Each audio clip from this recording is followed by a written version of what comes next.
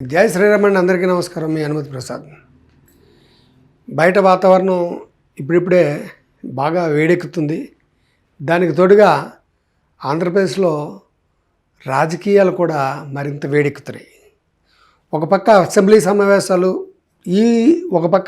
సమావేశాలని ఏ రకంగా ఫేస్ చేయాలి, ఏ రకంగా తప్పించుకోవాలని తెలుగుదేశం పార్టీ ఆరాటపడుతూ ఉబలాటపడుతుండగా గోటి చుట్టు మీద రోకల పోట్లాగా AP fibre net chairman GV Reddy గారు రాజీనామా అన్నది కూటమి ప్రభుత్వానికి నిజంగా తలనొప్పి కింద మనం భావించవచ్చు. ఒక్కసారి వివరాల్లోకి వెళ్తే ఇప్పటికే తెలుగుదేశం పార్టీ ప్రజల్లో పల్చనైంది. దానికి కారణం అనేకం. ఎందుకంటే సూపర్ 6 అని హామీలు ఇచ్చారు. అందులో ఈ రోజు వరకు కూడా ఏమీ అమలు చేయలేదు సరికదా. మేము అమలు చేయలేము, మా దగ్గర డబ్బు లేదు, విధ్వంస పాలనలో మొత్తం అంతా ఖర్చు అయిపోయింది అని చెప్పి తమ చేతగానితనాన్ని కూటమి ప్రభుత్వ నేతలు పెద్దలు కూడా ఇప్పుడు ప్రతిపక్షంలో ఉండేటువంటి ప్రతిపక్షం మీద వేసేయడం అన్నది జరిగింది. అంటే ఒక రకంగా మేము చేయలేము, సంపద సృష్టిస్తా అన్నది వ్యక్తి సంపద సృష్టించడానికి మార్గం ఏమన్నా ఉంటే మీరు నా చెవిలో చెప్పండి అనేటువంటి కామెడీకి వచ్చేసారంటే మీరు ఒకసారి ఆలోచించవచ్చు. దానికి తగ్గట్టుగా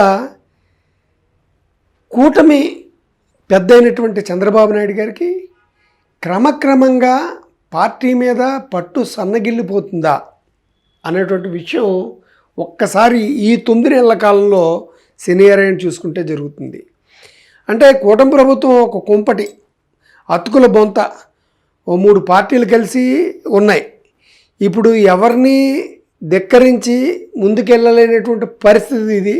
దానికి తోడుగా ఎవరికి వాళ్ళు తోచిన నిర్ణయాలు వాళ్ళతో ఇండిపెండెంట్గా చేయడం, ఇవన్నీ కూడా చంద్రబాబు నాయుడు గారికి తలనొప్పిగానే భావించవచ్చు. సో ఒకసారి రీజన్స్లోకి వెళ్తే తెలుగుదేశం పార్టీ అధికారంలోకి రావడానికి ప్రధానంగా జీవీ రెడ్డి గారు ఒక కారణం. ఎందుకంటే అప్పటి ప్రభుత్వంలో ఉండేటువంటి అవినీతిని లేకపోతే లోపాలను ప్రధానంగా ఎత్తి చూపుతూ ప్రజలకి విశదీకరించి రకరకాల టీవీ డిబేట్లో అరటిపండు ఒలిచిపెట్టినట్టుగా గత ప్రభుత్వం ఎక్కడ ఏ తప్పు చేస్తుందనేది చూపెట్టి ప్రజలని వైఎస్ఆర్సీపీ నుంచి దూరం చేయడంలో బాగా సక్సెస్ అయిన వ్యక్తి జీవీ రెడ్డి గారు. అంటే జీవీ రెడ్డి గారు మారుతున్నారంటే ఏదో సబ్జెక్ట్ లేకపోతేనే కానీ మాట్లాడరు. అట్ ద సేమ్ టైము మన జనసేన నేత పవన్ కళ్యాణ్ గారు కూడా ఎన్నో అవమానాలను దిగమింగుతూ, అంటే ఆయన్ని వ్యక్తిత్వాన్నం కూడా చేశారు. 3 పెళ్ళిళ్ళు చేసుకున్నారని, 4 పెళ్ళిళ్ళు చేసుకున్నారని, ఇలాగ ఆయన్ని పర్సనల్గా టార్గెట్ చేసిన ఆయన పట్టుబదలని విక్రమార్కుడి కింద ఆయన సాధించారు. మొత్తం ఏంటంటే ఎన్ని సీట్లు అయితే ఇచ్చారో అన్ని సీట్లు సాధించారు. ఆయన ఏకైక లక్ష్యం ఏంటంటే అన్ని పార్టీలని ఓటు చీలకుండా నేను చేయగలుగుతాను ఆయన కృతనిశ్చయంతో ఉన్నారు. ఆ కృతనిశ్చయంతో ముందుకొచ్చారు. ఆయన అనుకున్నట్టుగానే సాగింది. ఇవన్నీ కూడా కూటమి ప్రభుత్వాన్ని అధికారంలోకి తేవడానికి బాగా సహకరించాయి. At the same time Modi గారి మేనియా ఎలాగుంది. సో సునాయాసంగానే బాగా అందరూ ఆశించిన దానికంట ఎక్కువ మెజారిటీతోటి కూటమి ప్రభుత్వం ఏర్పడింది. అయితే అక్కడి నుంచి స్టార్ట్ అయింది లోకలోకలో. ఎందుకంటే చంద్రబాబు నాయుడు గారు గతంలో ఏంటంటే డిసిప్లిన్, తెలుగుదేశానికి ఏంటంటే మెయిన్ ఏంటంటే డిసిప్లిన్. ఏ నాయకుడు కూడా చంద్రబాబు నాయుడు గారిని ధిక్కరించి మాట్లాడరు. At the same time Janasena పార్టీలో కూడా ఆయనకు కూడా డిసిప్లిన్ ఉంది.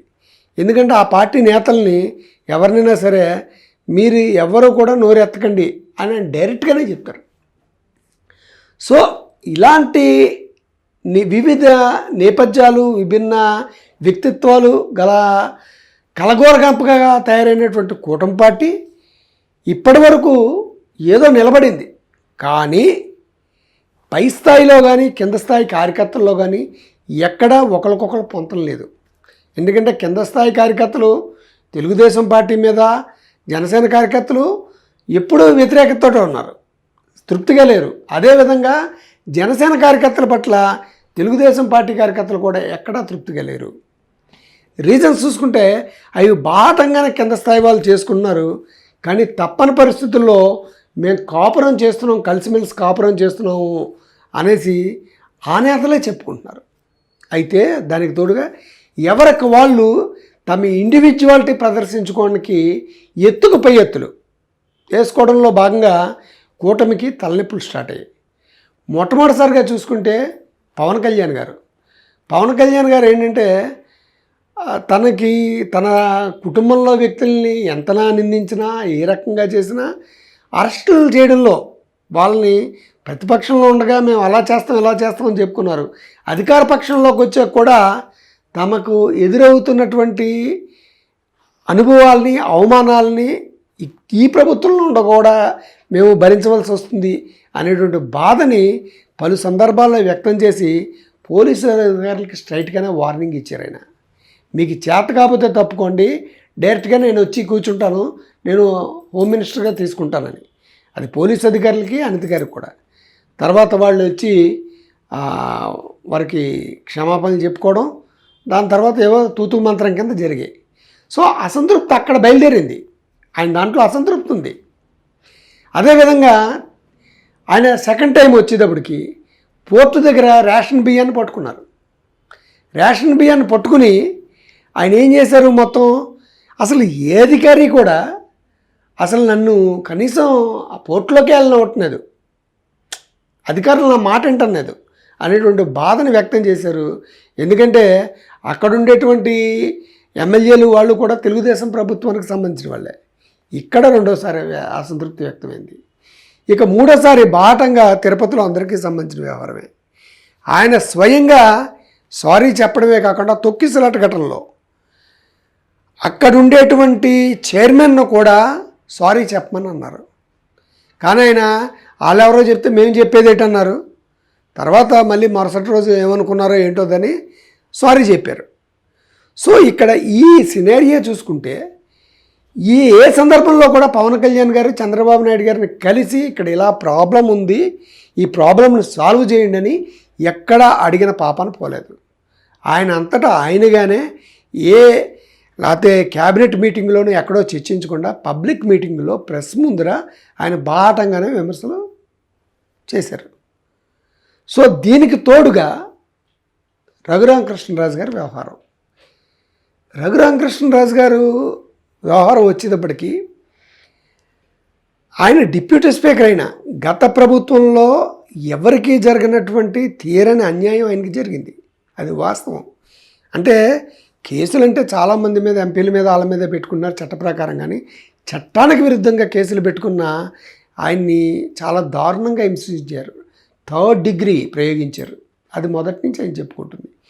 సో ఆ ప్రభుత్వంలో ఎవరూ కూడా నోరెప్పలేనటువంటి సమయంలో రఘురామకృష్ణరాజు గారు మొట్టమొదటిసారిగా వైఎస్ఆర్సీపీ గవర్నమెంట్ మీద గళమిప్పి ప్రభుత్వం మీద వ్యతిరేకతను అంతకంతకు పెంచుకుంటూ వచ్చారు. సో అది కూడా ఒక కారణం, దాన్ని తీసేలేం. కానీ ఈ ప్రభుత్వం వచ్చాక ఆయనకి న్యాయం ఏమన్నా జరుగుతుందా అంటే న్యాయం జరగలేదు. ఏదో కింద స్థాయి వ్యక్తుల్ని, ఏదో ఒక అడిషనల్ ఎస్పీ స్థాయి వ్యక్తిని అరెస్ట్ చేశారు తప్ప ఆయన కోరుకున్నది అది కాదు. అసలు దాని అంతటికీ కారణం ఎవరు వెనకాతలు ఉన్నారు, ఎవరో చెప్తేనే కదా వీళ్ళు చేశారు. ఆ సిఐడి చీఫ్ని ఆయన ఎందుకు ఇన్వాల్వ్ చేయట్లేదు, ఆయన ఇంతవరకు ఎందుకు సస్పెండ్ చేయట్లేదు. ఈ ప్రభుత్వం ఏర్పాటైతే 9 ఏళ్ళైనా ఆయన అసంతృప్తిని బాటంగానే వెలిబుచ్చుతున్నారు. ఏ రోజుకు ఆ రోజు మాకు న్యాయం జరుగుతుంది అనుకుంటూ ఉన్నారు. న్యాయం జరగలేదు సరి కదా. ఆయనకి డిప్యూటీ స్పీకర్ని ఇచ్చి ఆయన నోరు నొక్కే ప్రయత్నం చేశారు. అంటే ఒక రాజ్యాంగబద్ధమైనటువంటి పదవిలో ఉంటూ, స్పీకర్ హోదాలో ఉంటూ వాళ్ళు ఏవి పడితే మాట్లాడకూడదు, పార్టీలకు అతీతంగా ఉండాలి అన్నటువంటి పరిస్థితులు ఆయనకి ఇచ్చారు. కానీ ఆయన ఎంతకాలం భరిస్తాడు?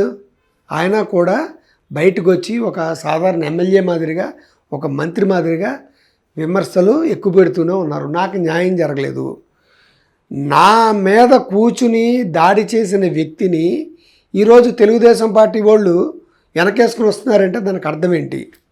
మరి జరుగుతుందేమో చూస్తాను ఎప్పటికప్పుడు ఆయన గత ప్రభుత్వంలో ఏ రకంగా అయితే రచ్చబండ అనేది వ్యవహరించారో ఇప్పుడు ప్రభుత్వం మీద విమర్శించట్లేదు, కానీ ఇండైరెక్ట్గా అటాక్ చేస్తూనే ఉన్నారు రఘురామకృష్ణరాజు గారు. సో ఆయన సంతృప్తి ఎలాగుందో చూడండి. సో అంటే ఈ 2 విధానాలను ఎందుకు చెప్పానంటే పార్టీ మీద చంద్రబాబు నాయుడు గారు గ్రిప్పుని కోల్పోతున్నారా అనేటువంటి విషయాన్ని, ఎందుకు అరెస్ట్ చేయట్లేదు మాకు అన్యాయం జరిగితే అనేటువంటి విషయం. ఇకపోతే జీవీ రెడ్డి గారి విషయానికి వద్దాం. ఈ జీవీ రెడ్డి గారికి ఏపీ ఫైబర్ నెట్ చైర్మన్ చేశారు. ఆయన గతంలో ఆ ఫైబర్ నెట్ అన్నది ఉంది, కానీ అక్కడ అనవసరంగా జీతాలు ఇచ్చి పెంచి పోషించుకున్నారు, ఎక్కడ ఏ రకంగా అవినీతి జరిగిందని ఆయన సాధారణంగా వివరించి ఈయన అధికారం చేపట్టాక చైర్మన్ కింద అయ్యాక వీళ్ళకి ఒక్క నెట్ కేబుల్ కనెక్షన్ కూడా ఎవరికి ఇవ్వడం జరగలేదు. ఈరోజు వరకు ₹1 ఇన్కమ్ జరగలేదు. కానీ వేలు మటుకు జీతాలు ఇస్తున్నాం. 400 మందిని అనవసరంగా కూర్చోబెట్టి మేపుతున్నాం, వాళ్ళు ఇమీడియట్గా తీసేయండి అని చెప్పి నవంబర్ డిసెంబర్లో ఆయన ఆదేశం జారీ చేసినప్పటికీ ఈరోజు వరకు దాన్ని పట్టించుకుని పాపన పోలేదు. సరికదా వాళ్ళకి జీతాలు కూడా ఇస్తున్నారు. అంటే ఏంటి నీ లెక్కేంటి? ఎప్పుడు కూడా చూడండి, ఒక వ్యక్తిని ఒక పెద్ద స్థాయిలో ఉండేటువంటి వ్యక్తిని మంత్రి స్థాయిలో కానీ డిప్యూటీ స్పీకర్ స్థాయిలో కానీ లేకపోతే ఇటువంటి చైర్మన్ స్థాయిలో ఉన్న వ్యక్తి యొక్క మాటలను కానీ ఉత్తర్వులను కానీ కింద స్థాయి అధికారులు పట్టించుకోవట్లేదంటే దానికి కారణం ఏమై ఉంటుంది? ఒక్కసారి ఆలోచించండి. ఎవరో పైన ఉండేటువంటి వ్యక్తి వీళ్ళని ఎవరిని పట్టించుకోవద్దు, ఏ విషయాన్ని మీరు నిర్ణయం తీసుకోవాలన్నా నాకు తెలిసి మాత్రమే జరగాలి అనేటువంటి ఒక కేంద్రం అనేది ఉందన్నట్టుగా పొలిటికల్ వర్గాల్లో టాక్. ఆ కేంద్రం ఏమేమి ఉంటుందో మీరు గెస్ చేసుకోవచ్చు. సో ఇక్కడ వాళ్ళందరికీ తెలుసు, ఎవరైనా నోరెత్తితే ఇండిపెండెంట్గా ఉంటే అక్కడ జరగదు. ఏంటంటే గతంలో లోకేష్ గారు ఒకసారి చెప్పారు, ఏమనంటే మా నాన్నగారు అంత మంచివాడిని కాదనేసి. సో దాని నిమిత్తంగా అక్కడ లోకేష్ గారే ప్రధాన కేంద్రంగా కొంతమంది పాములు కదుపుతున్నారు. ఆయన్ని తెలియజేయకుండా ఏ అధికారి కూడా నిర్ణయం తీసుకోలేనటువంటి పరిస్థితి ఉంది అనేటువంటి విషయం తెలిసింది. ఎప్పుడైతే పవన్ కళ్యాణ్ గారు ఈ విషయాన్ని పసిగట్టారో ఆయన అక్కడి నుంచి సైలెంట్ అయిపోయాడు. ఎందుకంటే లోకేష్ గారిని ఉప ముఖ్యమంత్రి చేయాలనేటువంటి డిమాండ్ ఉవ్వెత్తున ఎగిసింది. ఫారెన్లో కూడా క్యాంపెయిన్ చేశారు, అంత ఎత్తున అక్కడి నుంచి కూడా ఎన్ఆర్ఎస్ నుంచి కూడా. సో ఇదేదో మొదటికే మోసం వచ్చేలాగుంది అని చెప్పి ఆయన నింపాదిగా అడ్జస్ట్ అయిపోయారు. ఆయన గతంలోలాగా వాయిస్ అయితే తెరవట్లేదు. ఆయన ఇష్టం ఉంటే వెళ్తున్నారు, లేకపోతే లేదు. కానీ బయట ప్రభుత్వం మీద అంత అధికారుల మీద అంత దూకుడికి వెళ్ళటం లేదు. ఎందుకంటే సర్దుకుపోయారు, త్వరగానే తత్వం బోధపడింది. ఇకపోతే జీవీ రెడ్డి గారికి అది బోధపడలేదు. ఆయన ఎప్పటిలాగే నా మాటకు విలువపోతే నాకెందుకు, ఈ రోజు వరకు ₹1 లేదు, ఇదేది లేదు అది లేదని చెప్పి ఆయన ఖచ్చితంగా దాని మీద పక్కొచ్చేసి ఆయన రాజీనామా చేయడం జరిగింది. దీనికి సంబంధించినవి ఎవరెవరు ఏ రకంగా అసంతృప్తిని వ్యక్తం చేశారన్నది మనం ఒకసారి చూసుకుందాం. ముందుగా వస్తే రఘురామకృష్ణరాజు గారు చూద్దాం. అది 1-2 సార్లు చెక్ చేసుకుని కానీ రాయరు. ఎవరై ఉంటారా ఎంపీ? ఏం ఐడియా లేదు. ఉమ్మడి కృష్ణా జిల్లాకు సంబంధించా, గుంటూరు జిల్లాకు సంబంధించా, ఉత్తరాంధ్రకి సంబంధించి మళ్ళీ ఒకసారి చూడండి. మరి ఆ వార్త నిజం అయ్యుండొచ్చు అనుకున్నప్పుడు ఈ ప్రాంతం వల్ల అయ్యిందా. కన్నిగంటి ప్రసాద్ ఎవరు? గుజరాత్ కంపెనీ లాజిక్ ఏంటి? కన్నెగంటి ప్రదీప్. కన్నె. సో ఇక్కడ చూసుకుంటే ఆయన ఆ తులసి అనేటువంటి వ్యక్తికి వెనకాతల సహాయ సహకారాలు మా పార్టీ నుంచి అందాయి అన్నట్టుగా ఆయన ఇండైరెక్ట్గా చెప్పుకొస్తున్నారు. దాన్ని గమనిద్దాం. ఇకపోతే జీవీ రెడ్డి గారు అయితే డైరెక్ట్గానే తమ అసంతృప్తిని వెళ్ళగాకారు. గుర్తుంది కదా అందరికీ, మీ అందరికీ మీడియా వాళ్ళకి. అయితే ఒకసారి చైర్మన్ స్థానంలో ఒక ఆఫీసు డెసిషన్ తీసుకున్న తర్వాత 410 మంది తీసేయమన్న తర్వాత వాళ్ళందరూ ఇర్రెగ్యులర్ ఎంప్లాయీస్, అంటే వాళ్ళకి ఏం నోటీస్ పీరియడ్ కూడా ఇవ్వాల్సిన అవసరం లేదు. ఈ రోజుకి అంటే దాదాపు 2 నెలలు అవుతున్నా కూడా ఈ రోజుకి ఒక్క ఎంప్లాయీని కూడా తీసేసేందుకు అఫీషియల్ ఆర్డర్స్ ఇవ్వలేదు. వాళ్ళందరికీ డిసెంబర్ శాలరీస్ పే చేయడం జరిగింది, జనవరి శాలరీస్ పే చేయడం జరిగింది. ఇప్పుడు మళ్ళీ ఫిబ్రవరి కూడా ఈరోజు ఇంకా 10 రోజులు ఉంటే ఈ నెల కూడా అయిపోతుంది, ఈ నెల కూడా శాలరీస్ పే చేయాలి. ఎందుకంటే నేను ఆ ఇన్స్ట్రక్షన్స్ ఇచ్చినా కూడా అఫీషియల్గా అధికారులు ఆర్డర్స్ ఇవ్వకపోతే. ఇక్కడ చూశారు కదా, వీళ్ళిద్దరూ కూడా తమ అసంతృప్తిని బాహటంగానే వెలగొక్కుతున్నారు. ఇకపోతే పవన్ కళ్యాణ్ గారి మాటలు మీరు అందరూ వినే ఉంటారు. సో వీళ్ళంటే ఎందుకు చిన్నచూపు? ఇక్కడ వాళ్ళని ఎదగకూడదు, ఎవడో స్వతంత్రంగా నిర్ణయం తీసుకోకూడదు అన్న ఉద్దేశంతో గొంతు నొక్కుతున్నారు. కానీ పార్టీ మీద తీవ్రస్థాయిలో అసంతృప్తి వ్యక్తమవుతుంది అనేటువంటి విషయాన్ని ఎవడో గమనించలేకపోతున్నారు. ఇటువంటి సందర్భంలో ఈ రకంగా జీవీ రెడ్డి గారు రాజీనామా చేయడం, త్వరలో ఉత్తరాంధ్రలోను ఉభయ గోదావరి జిల్లాలోను ఎమ్మెల్సీ ఎలక్షన్స్ ఉండడం, వీటి మీద ఈ ప్రభావం పడుతుందా? దీన్ని ప్రతిపక్షాల వాళ్ళు అంటలేదు, ప్రభావం ఖచ్చితంగా పడుతుంది. ఎందుకంటే ఈ ఏమీ చేయలేదు అన్నటువంటి విషయం ఒకటి ప్రజల్లోకి బాగా వెళ్ళింది. దట్టు వైఎస్ఆర్సీపీ పోటీ చేయకపోయినప్పటికీ పీడీఎఫ్ అనే పార్టీని అభ్యర్థుల్ని పెడితే వాళ్ళకి మద్దతు ఇస్తుంది, వాళ్ళు గెలిచేటువంటి అవకాశాలు ఉన్నాయి అనేటువంటిది పొలిటికల్ సర్కిల్ వినపడుతుంది. తెలుగుదేశం పార్టీ నుంచే బాటంగా విమర్శిస్తున్నారు. At the same time senior politician అయినటువంటి యనమల రామకృష్ణన్ కానీ గోరింట్ల బొచ్చేసదన్ కానీ పొలిటికల్ బ్యూరో నుంచి తప్పించే ఏర్పాట్లు చేయడం, వాళ్ళకి మళ్ళీ తిరిగి అవకాశాలు ఇవ్వకపోవడం, ఇవన్నీ కూడా కూటమి ప్రభుత్వానికి పెద్ద తలనొప్పిగానే ఉంటాయి. ఇప్పటికే 9 నెలల్లోనే ఇంత వ్యతిరేకత వస్తే రేపు రాబోయే కాలంలో ఏ రకంగా ఉంటుంది? పవన్ కళ్యాణ్ గారు ఈరోజు అసెంబ్లీలో మాట్లాడుతూ ఒక ముక్క అన్నారు. ఏమన్నారంటే, మాకు విభేదాలు ఉండొచ్చు కానీ మేము కలిసి ఉంటాము అని. విభేదాలు ఉన్నాయి అన్న మాటని ఆయన నొక్కి చెప్పారు అసెంబ్లీలోనే. ఉన్నా మేము కలిసి ఉంటాం, ఎందుకంటే అవతలోడు వస్తాడేమో అనేటువంటి. ఇక్కడ అవతలోడు రావాలా వద్దన్నది మీరెవరు నిర్ణయించడానికి? ప్రజలే నిర్ణయిస్తారు. గతంలో కూడా జగన్మోహన్ రెడ్డి గారు అలాగే అనుకున్నారు, మేమే ఉంటామని. కానీ ప్రజలు ఏం చేశారు? నిర్ణయం చేశారు. అంటే ఊహించని విధంగా ప్రజల్లో అంతా బాగుందనుకున్నారు, కానీ చేప కింద నీరులాగా వ్యతిరేకత అన్నది ఉంది. కానీ ఇప్పుడు 9 నెలలకే మీ ప్రభుత్వం పట్ల బాహటంగా వ్యతిరేకత వ్యక్తమవుతుంది. ఒకసారి దాన్ని గమనించుకోండి. ఎందుకంటే ఎంతో విజనరీ. ఈ రోజున ఈ రాష్ట్రానికి అభివృద్ధి చెందాలంటే అనుభవజ్ఞులైనటువంటి ముఖ్యమంత్రి చాలా అవసరం. అటువంటి అనుభవం అయితే మన చంద్రబాబు నాయుడు గారికి ఉందని అందరూ అనుకుంటున్నారు. కాకపోతే ఇలాంటి తలనొప్పుల వల్ల పరువు బజార్ను పడి రేపు పొద్దున్న అందులో కొట్టుకుపోతారేమో అనేసి కూడా డౌట్ అనేది ఉంది. ఒకసారి జాగ్రత్తగా చూసుకోండి. జై శ్రీరామ్ హనుమత్ ప్రసాద్.